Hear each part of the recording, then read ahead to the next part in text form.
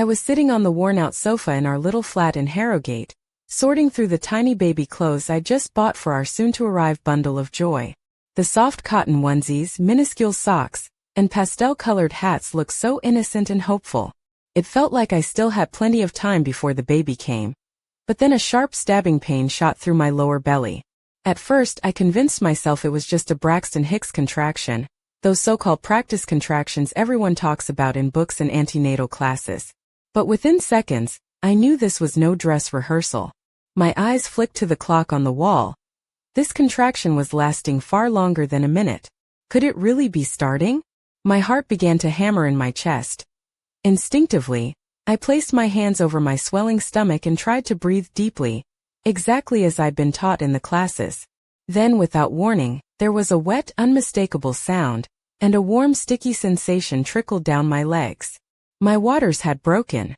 Panic surged through me like a tidal wave, and my pulse pounded in my temples.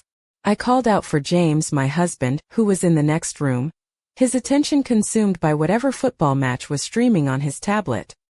He appeared in the doorway, phone still in hand, his expression tinged with irritation, like I'd interrupted something vital that I struggled to get the words out, my voice barely a whisper, telling him the waters had broken. It was time to head to the hospital. His eyes darted away, as if searching for an escape route, and then suddenly he strode over to the side table, grabbed the car keys and tossed them at me. "Call an ambulance yourself," he muttered, barely looking at me. "I'm heading over to Mum's. She's got a leaking pipe that needs fixing and it can't wait." I was frozen, stunned beyond belief. It felt like I'd been punched in the gut. I couldn't even form a reply, just stared as he pulled on his jacket without another word. When I weakly asked if he'd lost his mind, he just waved me off. "You'll manage. It's not the first baby. The doctors will help." Then he was gone, the door slamming behind him, leaving me in a suffocating silence that seemed to press in from all sides. I clung to the wall for support as waves of pain crashed over me, each one stronger than the last. Tears slipped down my cheeks, not from the pain itself, but from the crushing reality that I was utterly alone in the most vulnerable moment of my life. James had left me to face childbirth by myself. I shakily reached for my phone and dialed 999, my fingers trembling so badly I almost dropped it. On the other end, a calm voice answered.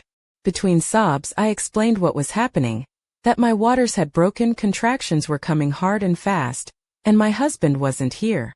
The dispatcher's reassuring tone was a lifeline. "Don't worry, the ambulance is on its way. Try to breathe deeply, sit or lie down if you can.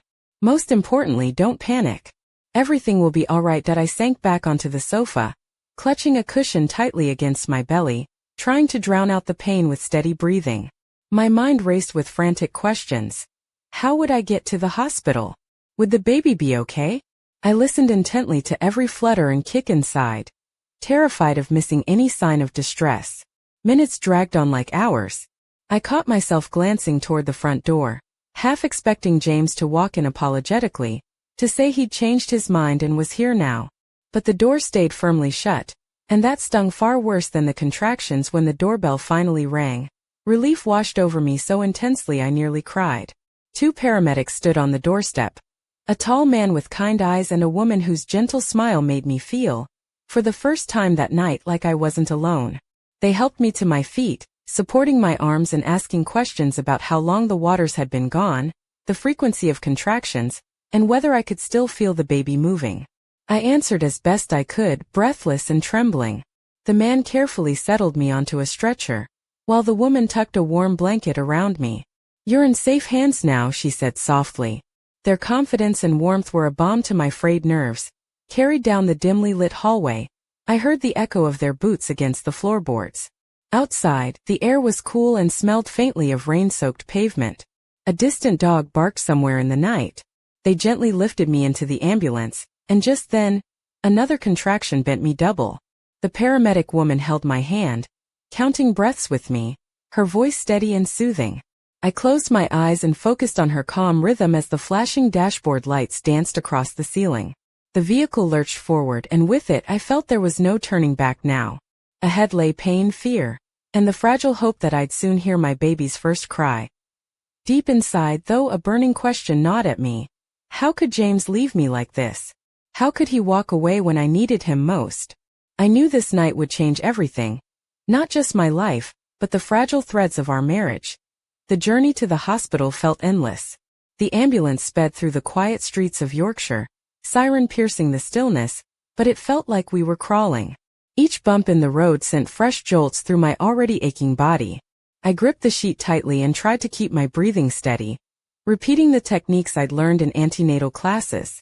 The paramedic doctor beside me squeezed my hand, whispering encouragement. Her calm voice was the only anchor I had amid the storm raging inside me. The pain was mounting and I could feel my body preparing for what was to come. A terrifying mix of dread and determination tightening my chest. I pictured James in my mind, the way he smiles when telling a joke, the warmth in his eyes when he's happy. Then the memory of him throwing the keys at me like I was a nuisance stabbed sharply at my heart. "Call an ambulance yourself," he said. That image burned hotter than any contraction. How could the man I'd shared so many dreams with betray me like this?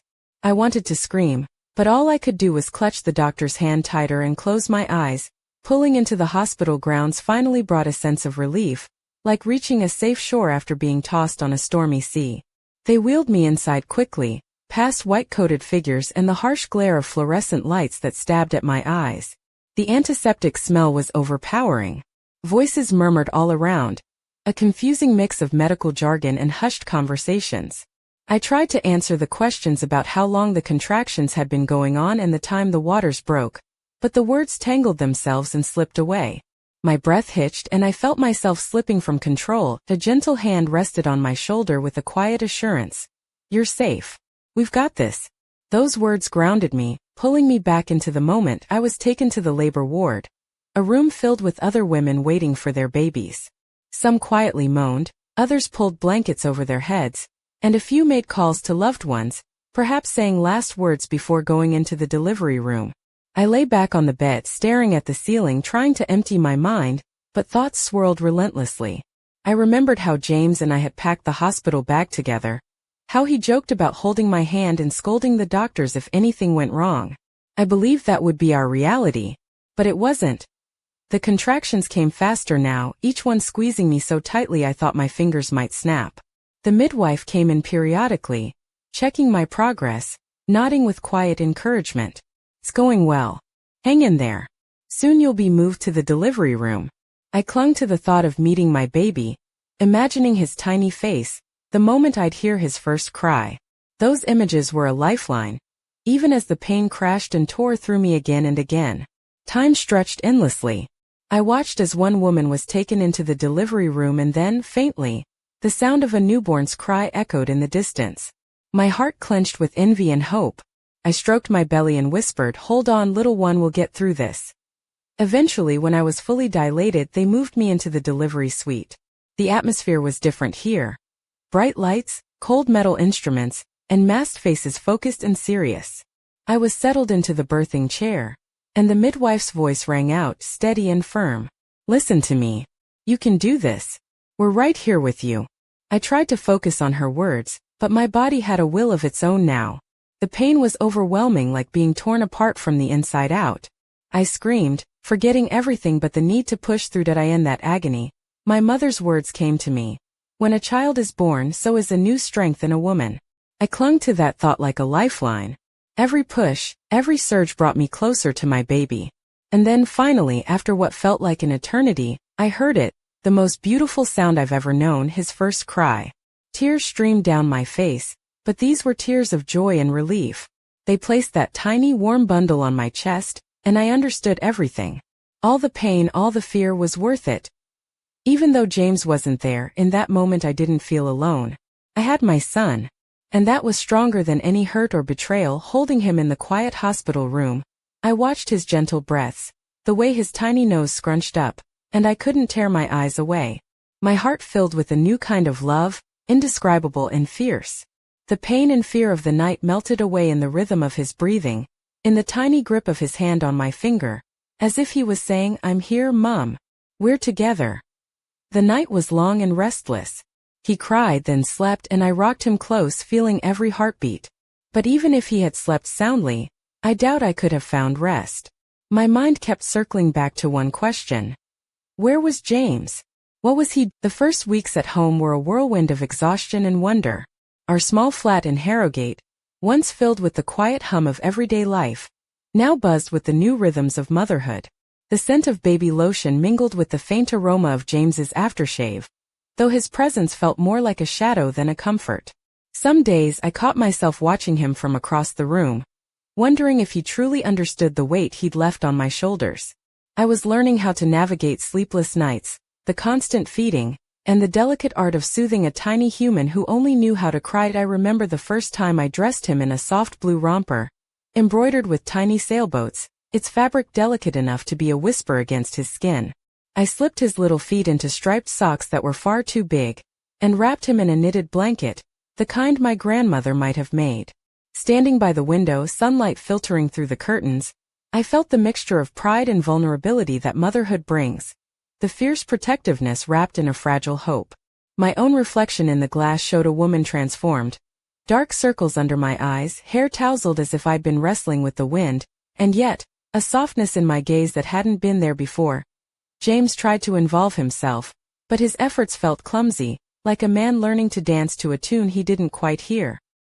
He would bring home takeout dinners, mumble awkward reassurances, and occasionally attempt a smile that never quite reached his eyes. I found myself retreating more often, retreating into the quiet sanctuary of our bedroom, where I could cradle our son close and forget the distance growing between me and James. I wasn't sure whether he was trying to mend the rift or simply treading water, hoping time would smooth over the cracks he'd left behind. One evening, I watched him from the doorway as he sat on the sofa, scrolling through his phone, the glow casting a pale light on his face. I thought about confronting him, demanding answers, but the words stuck like thorns in my throat. Instead, I retreated silently, closing the door behind me and leaving him to his distractions. The silence between us was deafening, filled with unspoken regrets and the weight of broken promises, yet amid the tension, there were moments that caught me off guard. A glance, a tentative touch on my shoulder, a shared smile over something silly our son did. Those brief flickers of connection reminded me that the man I once loved was still there somewhere, buried beneath the layers of disappointment and fear. But the question lingered. Was it enough to rebuild what had been shattered? As the days blurred together, I found solace in the small victories. The way our son's fingers curled tightly around mine, the soft coos that greeted me in the early morning, the sleepy smiles that made the world seem a little less daunting. I learned to cherish the quiet moments, the gentle hum of life growing around me. Even as the storm brewed beneath the surface. One afternoon, I stumbled upon a letter tucked away in James's jacket pocket. It was folded neatly, the handwriting unmistakably his, but the words inside were a mystery. My heart raced as I unfolded it, reading lines filled with apologies, confessions, and a hint of something darker. A secret he hadn't shared.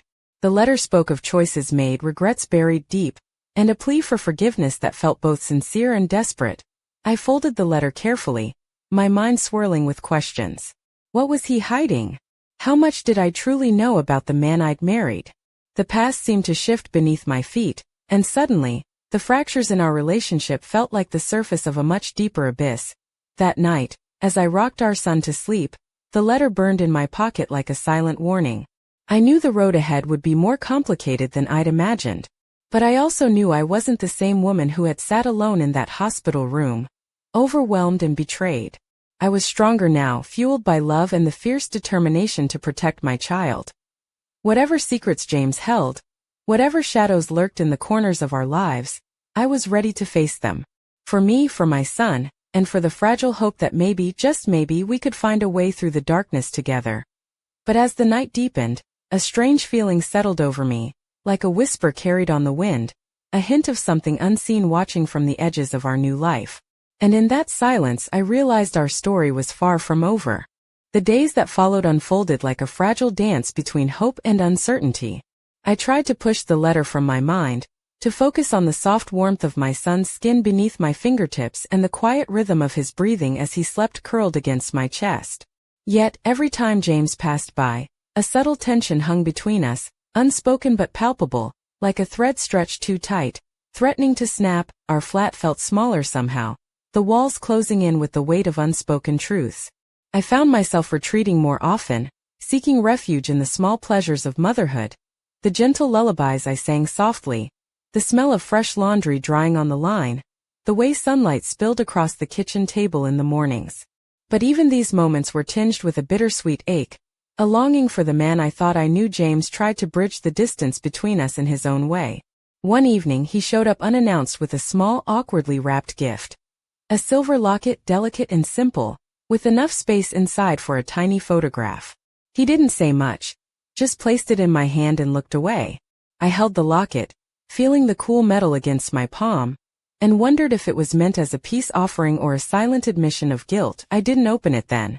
Instead, I slipped it into my bedside drawer, a quiet reminder that some wounds take longer to heal than others.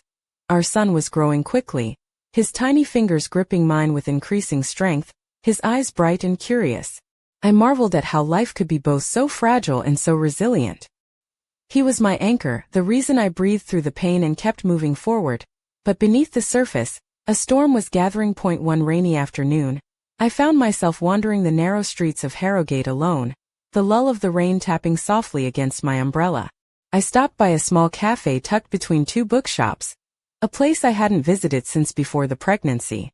Inside, the smell of freshly ground coffee and baked pastries wrapped around me like a warm embrace, momentarily pushing the worries at the edge of my mind into the background. As I sipped a black coffee, my thoughts drifted to James and the letter. What secrets was he hiding? How long had this been simmering beneath the surface? I felt a strange mixture of fear and curiosity, as if standing at the edge of a dark forest, unsure whether to step forward or turn back. Back at home, the tension between us had reached a breaking point. One evening, as I was settling our son into his crib, James's voice cut through the quiet like a knife, strained, hesitant, yet desperate. I didn't respond. Instead, I stood still, my heart pounding in my chest, waiting for whatever was coming next. He confessed fragments, things I hadn't known, decisions made in shadows, mistakes that had nothing to do with me or the baby but threatened to unravel everything.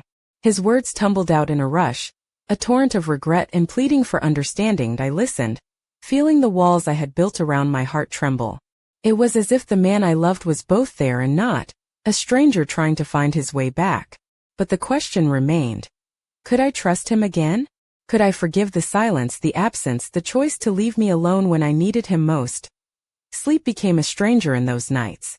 I lay awake, tracing the outline of the locket on my nightstand, wondering if the future held redemption or further heartbreak. My son's gentle breathing was a constant reminder of what was at stake. Then one evening, as I reached for the locket, I found a folded note tucked inside. The handwriting was unmistakably James's, but the message was cryptic, a promise of truth, a warning of consequences, and a plea for patience. The words echoed in my mind long after I read them, stirring a restless energy I couldn't shake. Our quiet life was shifting, the calm before a storm I couldn't yet see, and deep inside, a question grew louder than any fear. How much was I willing to risk for the sake of a family that might never be the same? The note inside the locket felt like a key to a locked room I wasn't sure I wanted to enter. James's handwriting was shaky, almost hesitant, as if every word was a struggle to put down on paper. It spoke of mistakes buried deep, of debts owed to shadows from his past, and of a truth that could either break us entirely or set us free. The ambiguity twisted inside me, a knot of fear and curiosity that refused to unravel. I didn't know where to begin, so I tucked the locket back into my drawer and tried to focus on the everyday miracles of motherhood. The way my son's tiny fingers curled tighter around mine each day, the way his eyes tracked my face, full of wonder and trust. He was my reason, my anchor in the storm.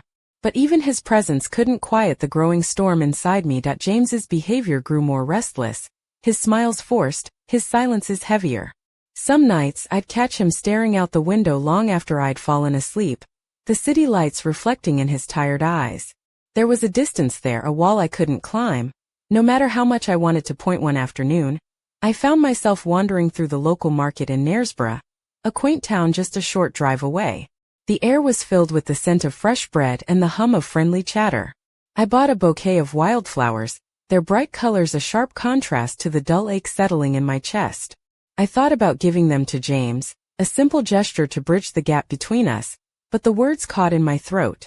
Instead, I brought them home and placed them in a vase by the window, hoping the light would soften the edges of our fractured life. That night, As I rocked our son to sleep, James finally spoke. Not about the letter or the secrets he was keeping, but about the future. His voice was low, almost a whisper, filled with a mixture of hope and fear. He promised to fight for us, to be the father and partner we needed. But I wasn't sure if promises could mend the fractures that ran so deep. Days slipped into weeks, each one a delicate balancing act between holding on and letting go. I caught glimpses of the man I fell in love with, the one who made me laugh until my sides ached, who held me when the world felt too heavy, but they were fleeting like shadows dancing on the edge of a fading sunset. Then one evening everything changed. I was alone in the flat, the baby finally asleep after hours of restless crying. The rain beat steadily against the windows, a steady rhythm that matched my restless heart. A soft knock at the door startled me. It was James, soaked from the storm, his eyes wild with urgency. Without a word, he handed me a small envelope, his hands trembling. Inside was a photograph, grainy and crumpled, of a man I didn't recognize standing in front of a building I'd never seen. On the back a single word was scrawled. Trust. My breath caught in my throat. What was this? What was James hiding, and why was he asking me to believe in something I couldn't understand? As the storm raged outside, I felt the walls of my world begin to crumble. The secrets, the lies, the betrayal, they were only the surface of something far deeper, far darker. And in that moment, I realized that the journey I thought was ending was only just beginning. We stood at the edge of a precipice, and the only way forward was to leap into the unknown. The photograph trembled in my hands, its edges worn as if it had been carried through many storms before reaching me. The man in the picture was unfamiliar. His face sharp, eyes hard, a stranger to my world yet somehow intertwined with James's. The building behind him was equally mysterious. A faded brick facade marked by peeling paint and barred windows. The kind of place whispered about in local legends or late-night gossip. The single word scrawled on the back, trust, felt like a challenge, a puzzle piece shoved into a game I hadn't agreed to play. James's soaked figure loomed in the doorway, rain cascading from his dark hair and dripping onto the floor. His eyes searched mine, desperate for understanding, for a lifeline in the storm he had unleashed. Yet, all I felt was a cold knot tightening in my chest, fear, confusion, and a simmering anger that refused to be quelled. The air between us thickened, heavy with unspoken truths and fragile hopes. I wanted to ask him everything, to demand explanations for the secrets he had hidden, the choices that had fractured our lives. But words felt useless, fragile against the weight of betrayal. Instead, I wrapped my arms around our son, who stirred softly in his crib, and stared back at James, silently daring him to bridge the chasm between us. That night, sleep eluded me. My mind raced through possibilities, fears, and memories. James's absence when I needed him most, the cold detachment that followed, the sudden arrival of this cryptic photograph. The night stretched endlessly, punctuated only by the soft breathing of our sleeping baby and the distant rumble of thunder. In the early hours, I found myself standing by the window, the city lights blurred by rain, wondering how well I truly knew the man I had married. The facade of our life, normal, happy, secure, had cracked, revealing shadows lurking beneath. Shadows I was now forced to confront. Morning brought no clarity, only the relentless pull of questions without answers. James was gone when I woke, leaving behind the photograph and the weight of uncertainty. I dressed quietly, preparing to face the day with the fragile resolve of a woman balancing on the edge of an abyss. As I stepped outside, the cool morning air was sharp and refreshing, a stark contrast to the turmoil within. I knew I couldn't stay trapped in the confines of fear. For my son, for myself, I needed to seek the truth, even if it meant unraveling everything I thought I understood. The photograph was tucked safely into my coat pocket, a silent reminder of the mystery I was now entangled in. With each step through the bustling streets of Harrogate, the question echoed louder. What was James hiding, and how far was I willing to go to uncover it? The path ahead was uncertain, shadowed by secrets and the fragile hope of redemption. But one thing was clear, there was no turning back now. Our story was unfolding into something far greater than pain and betrayal. It was a journey into the unknown, where trust would be tested, and the strength of a mother's love would be the fiercest light in the darkness.